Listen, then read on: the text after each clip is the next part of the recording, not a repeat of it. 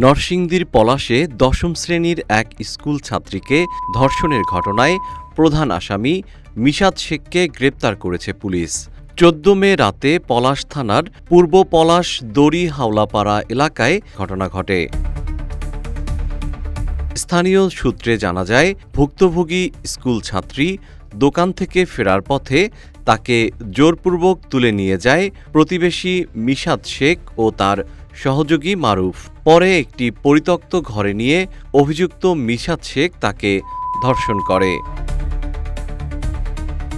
মেয়ের চিৎকারে পরিবারের লোকজন ও স্থানীয়রা এগিয়ে এসে অভিযুক্ত মিশাতকে হাতে নাতে ধরে পুলিশে সোপর্দ করে।